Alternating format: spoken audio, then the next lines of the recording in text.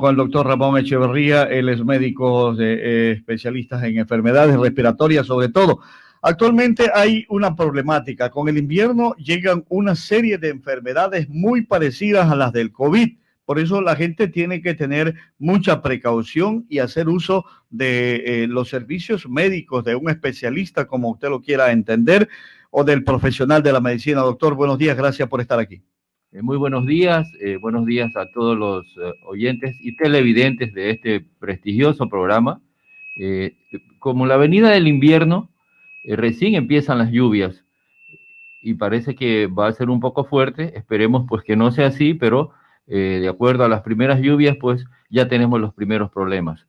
Además de la presencia del COVID, que viene cobrando muchas vidas, que ha incrementado en los últimos días y en las últimas semanas, tanto así que las unidades de cuidados intensivos en el país están copadas en 80% y en nuestra ciudad 90%. ¿Qué quiere decir? Que de las 20 respiradores que tenemos en UCI del Hospital Delfina Sur, 18 están ocupadas. Hay 2 esperando para pacientes que puedan llegar. Si bien es cierto, la sala de tratamiento donde están estos pacientes no está saturada, porque mucha gente se atiende en su casa con serie de medicamentos, con médicos particulares, pero lo que sí nos preocupa es que la unidad de cuidados intensivos está llena. Y esto ya es de preocupación. Así es, bastante preocupación porque esto se va a ir incrementando. Estamos ya pues recibiendo lo que ocurrió en el fin de año, en fiestas de fin de año, y además que no hay conciencia ciudadana. Fabricio, esto es lamentable, y vuelvo a llamar, a insistir por este medio de comunicación. La gente no usa la mascarilla, la gente no guarda el distanciamiento. Eso es importantísimo para evitar justamente que se incremente en un número exponencial la cantidad de casos, porque lo que aquí se trata es de tratar de que la curva no sea tan rápido y que no vaya a saturar nuestros servicios de emergencia como ya está ocurriendo y que vaya pues a producirse un hecho tan negativo como ocurrió a principios de la pandemia en lo que pasó en Guayaquil y lo que está ocurriendo ahora en la ciudad capital. Ahora, todo eso lo que queremos aquí es prevención, no para alarmar. Así es prevención. Ahora tenemos un agravante, Fabricio, que con la llegada del invierno aparecen otras enfermedades que pueden confundirse con COVID. Por ejemplo, las infecciones respiratorias agudas que normalmente en los inviernos aparecen y que son la primera causa de enfermedad, sobre todo en niños y en adultos también. Las neumonías son la primera causa de muerte en muchos casos. Entonces, imagínense, si tenemos este tipo de enfermedades que se confunden, la gente no va a saber cuándo es una infección respiratoria aguda o cuándo se trata de un COVID y no va a poder discernir y ir a tiempo a un hospital, a un centro de salud. Ahora tenemos con la llegada del invierno otra enfermedad, las enfermedades transmisibles a través de picadura de mosquito, principalmente dengue y paludismo. Fabricio, ¿es posible que una persona con COVID pueda ser picado por mosquito y además tenga dengue o paludismo, que agravaría su estado de salud y viceversa? Sería muy complicado, doctor, esa instancia. Complicadísimo, porque ese paciente va a tener unas defensas mucho menos disminuidas y va a tener 2 virus atacando su organismo y va a ser más complejo tratar a ese paciente. Y también puede ocurrir lo contrario, que un paciente que tenga dengue o paludismo se pueda contagiar con COVID fácilmente por lo que indicábamos, porque no hay conciencia ciudadana.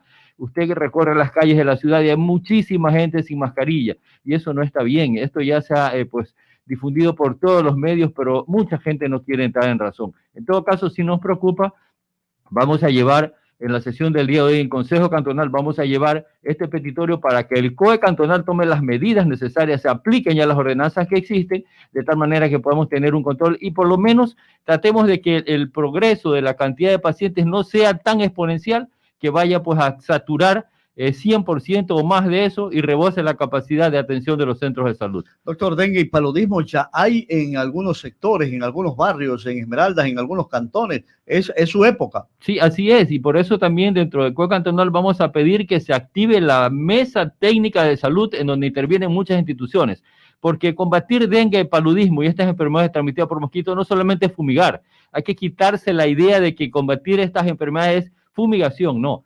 Esto es eliminar los criaderos y en muchas ocasiones el área de salud por sí sola no puede porque son pues grandes criaderos, son grandes pozos, charcos grandísimos. En los sectores, por ejemplo, de los puentes, Isla Pianguapí, etcétera, hay que intervenir con maquinaria, igual en el sur de la ciudad.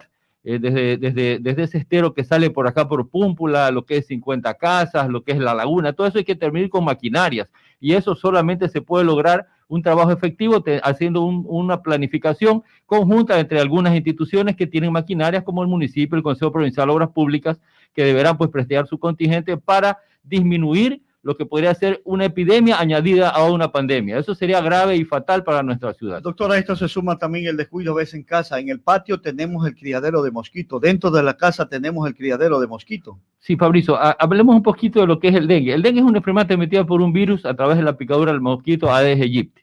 Este mosquito se caracteriza, en primer lugar, porque la hembra es la que se encarga de poner los huevos y la hembra es la que pica. Cada hembra puede depositar 7.000 huevecillos en un recipiente de agua. La característica es que se produce en agua limpia. No es necesario que sea agua servida, agua de charco, no, en agua limpia, en el agua que tenemos en nuestra casa, en un florero, un macetero, en el patio, como usted decía, en el patio a veces tenemos lavacaras, tarrinas, tarros, hasta en tapitas de cola, en cualquier objeto que acumule agua con las lluvias se puede aparecer este mosquito. Y entonces este mosquito a los 7 días de puesto los huevos se hace un mosco adulto, sale y pica y puede volar hasta 50 kilómetros. Imagínense hasta cuántas personas puede picar. En todo caso, pues es importantísimo la prevención a través de la eliminación del criadero de mosquitos, empezando desde nuestra casa, mirar nuestros patios, mirar nuestros alrededores, qué está pasando para evitar la presencia de estos moscos. Usar el mosquitero o el toldo, usar los insecticidas. Si no tenemos cómo comprar un insecticida, tenemos el famoso palo santo que puede servir para pues correr estos mosquitos. En todo caso, pues con la sintomatología, ¿cuál sería? En primer lugar, da fiebre, da dolor de cabeza, un dolor en las órbitas de los ojos que se llama, pues, que es un dolor retroauricular muy intenso, característico de la enfermedad, y un dolor a los huesos, por eso se le dice la fiebre quebrantahuesos, que en sus inicios se puede parecer a un COVID. El COVID inicialmente puede producir fiebre, dolor de cabeza, al principio no hay ni síntomas respiratorios, sino malestar general. Después de los 3 días es que aparecen ya estos síntomas respiratorios. Se puede parecer muchísimo a un dengue en sus inicios. De tal manera, pues, que es importante que cuando tengamos estos síntomas, por favor, concurramos a una unidad de salud para que detectemos rápidamente esto. Doctor, ¿qué pasaría si a un paciente con COVID le empezamos a trabajar como tipo dengue, tipo paludismo? Bueno, si un paciente que tiene dengue y lo empezamos a manejar como COVID, en el COVID está indicado el uso de la aspirina, y la aspirina está contraindicada en los pacientes que tienen dengue porque puede producir un dengue hemorrágico. Entonces, imagínense, si tenemos un paciente con COVID o que tiene dengue al mismo tiempo, o si no hemos equivocado el diagnóstico y es dengue y no es COVID, y usamos aspirina o sus derivados, llámese diclofenaco, ibuprofeno, naproxeno, mesulit, cualquiera de estos derivados de los llamados AINES, derivados de la aspirina, pueden producir complicaciones. Y en caso de un dengue, producir su complicación más grave, que es el dengue hemorrágico.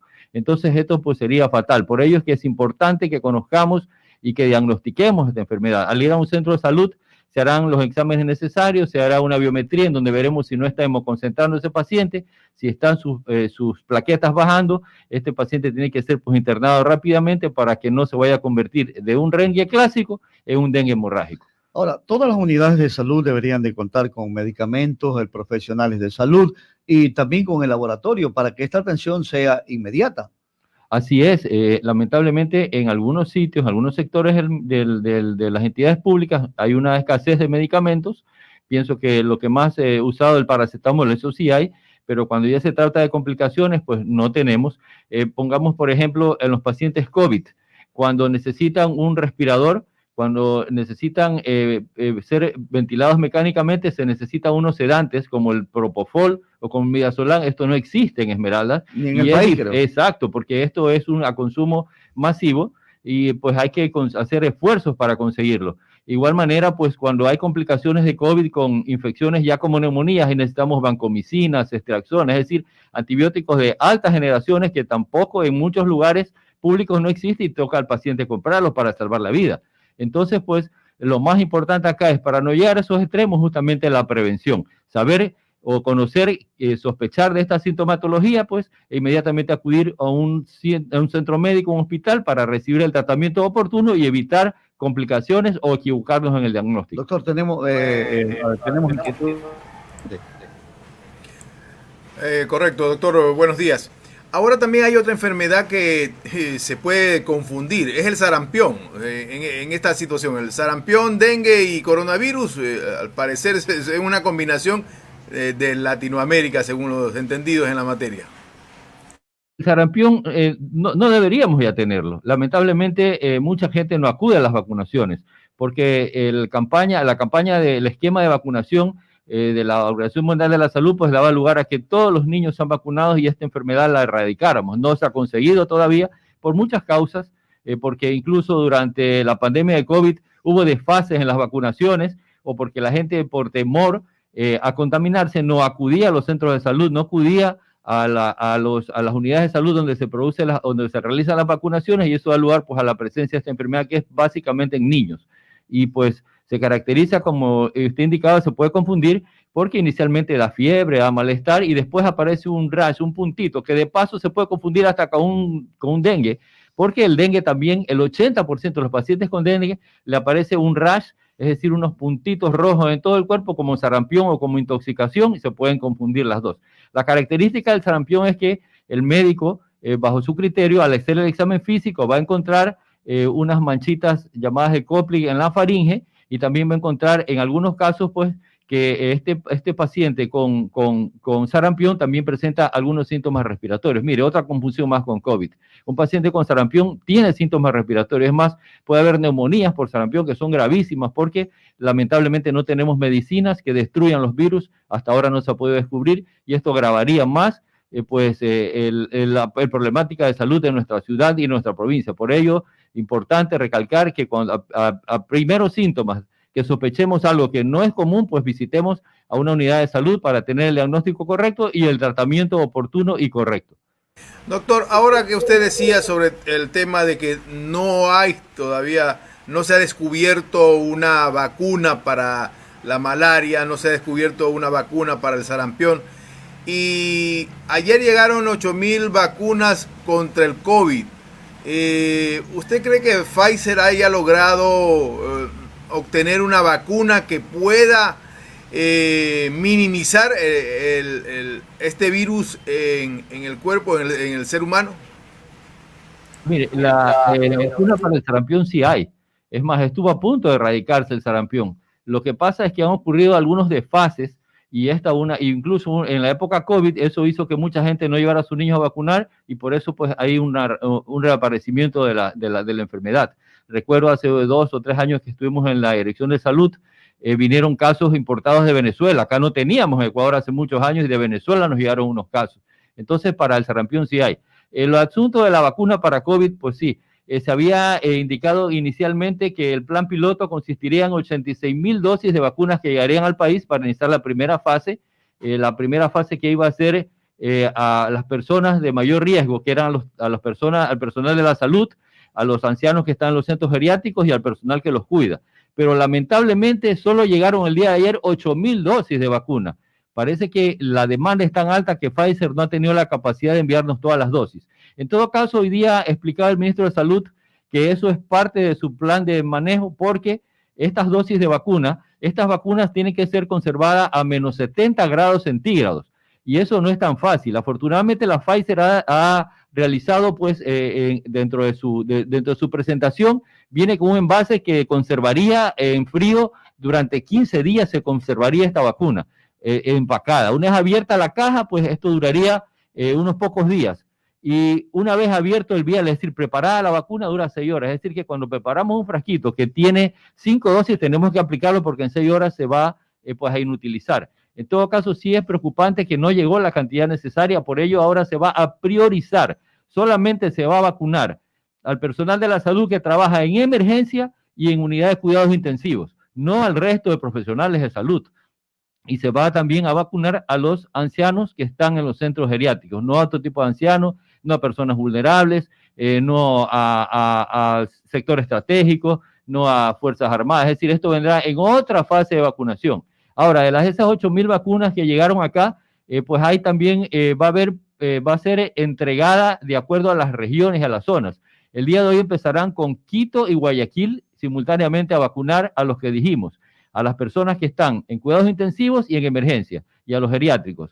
y luego de algunas semanas aparecerán, por ejemplo, para nuestra región, que es la región 1, que es Esmeralda, Sucumbíos, Carchi e Imbabura, nos corresponderá después de 3 semanas que lleguen estas dosis, no sabemos cuántas llegarán a Esmeraldas, pero solo serán para el personal que trabaja en la emergencia y para el personal que trabaja en cuidados intensivos. Solo para estas personas llegará. Ojalá pues que esas entregas de Pfizer sean incrementadas como pasan las semanas, de tal manera que por lo menos ese plan piloto se lleve a cabo efectivamente. Ahora se habla que el plan general para vacunación es de 18 millones de vacunas. Esto quiere decir que se podrá vacunar a 9 millones de personas porque se considera que viene una dosis de refuerzo. A los 21 días, es decir, las 3 semanas que ponen una dosis de refuerzo, entonces estas personas que se vacunaron por primera vez tienen que recibir una segunda dosis. Por ello, se vacunarán 9 millones de personas, que corresponde al 60% de la población del Ecuador. Ojalá, pues esto está contemplado hasta fin de año, hasta meses de octubre, noviembre, en donde se podría completar todo este esquema de vacunación propuesto por el Ministerio de Salud. Ahora, doctor, usted que está más en contacto e informado con la situación de estas vacunas, ¿qué lectura le da? Porque sabemos que el tema de haber llegado solamente a 8,000 vacunas, bueno, podría ser que la demanda esté generando una situación de esta naturaleza, pero también hay que reconocer, en Noruega, la vacuna Pfizer dejó no resultados tan halagüeños, ¿no? Fallecieron cerca de 28 ancianos de un centro geriátrico. En Estados Unidos también han fallecido. Al parecer los resultados de los ensayos clínicos de esta vacuna no ha tenido el 100%, a lo contrario de la vacuna Epivac Corona, que está desarrollada por científicos rusos. O sea, ¿cuál es su lectura ante este tipo de situaciones que se están presentando? Bueno, ahora tenemos la lectura de la de Pfizer, porque la vacuna rusa todavía está en fases de investigación, de control. No ha sido lanzada al mercado aún. Pero la vacuna Pfizer, de lo que se tiene entendido y por lo realizado por la FDA, que es la que rige para Estados Unidos todo lo que son drogas y alimentos, así como para la unidad que rige para Europa, esta vacuna fue aprobada con un gran porcentaje de aceptación, 99% se decía, pero aquí hay que contemplar algunas contraindicaciones, que a lo mejor ese podría ser el caso de estas personas que tuvieron efectos colaterales fuertes, que es que esa vacuna está contraindicada para las mujeres embarazadas y en periodo de lactancia. Está contraindicada para las personas que tienen enfermedades de coagulación, llámese esto hemofilias, llámese esto personas que toman anticoagulantes, sobre todo las personas que han sido operadas de corazón o que tienen algún problema de coagulación y que tienen que tomar anticoagulantes como son la heparina o la warfarina. También los pacientes inmunodeprimidos, esto quiere decir pacientes que tienen cáncer, que tienen enfermedades autoinmunes, que reciben medicamentos que disminuyan las defensas. Podría ser que dentro de este grupo estuvieron estas personas, a lo mejor no se contempló estas contraindicaciones, de tal manera pues que vienen las complicaciones. Por ello pues es que de acuerdo a los protocolos, la persona que una vez está vacunada se va a quedar durante un tiempo determinado para que se vea si hay algún efecto adverso. Y también las personas que tienen reacciones inmunológicas alérgicas severas, ellas también pues será contraindicado.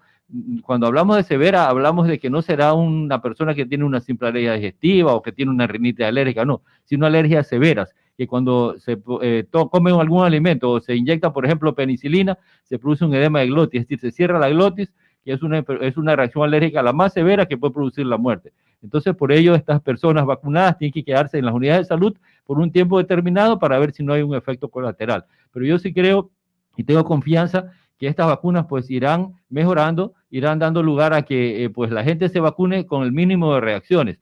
También pues además de Pfizer vendrán otras vacunas que pues están ya para salir al mercado. La una es la de AstraZeneca Oxford, que es la inglesa, la de Gran Bretaña, del Reino Unido, que saldrá pues, y de esas vendrán, al Ecuador vendrán 4 millones de dosis. Las de Pfizer serán 2 millones, la de AstraZeneca 4 millones. Hay uno que se llama COVAX, que también es europea, que vendrán 4 millones, y a través de una alianza con la Organización Mundial de Salud, a través de un plan que es para los países en desarrollo, vendrán también 8 millones de vacunas. Es decir, ahí están pues los 18 millones de vacunas que vendrán al Ecuador. Ahora, ¿cuándo llegarán y en qué cantidad y durante durante ¿qué distribución será? No lo sabemos. Mire, ahora de la cantidad indicada que teníamos que pues vacunar a 86,000 personas, es decir, 43,000 personas con 86,000 vacunas por la segunda dosis, solo llegaron 8,000, y por ello se está priorizando, haciendo una super priorización solamente a la gente que trabaja en emergencia de unidad de cuidados intensivos. Ojalá pues esto vaya mejorando,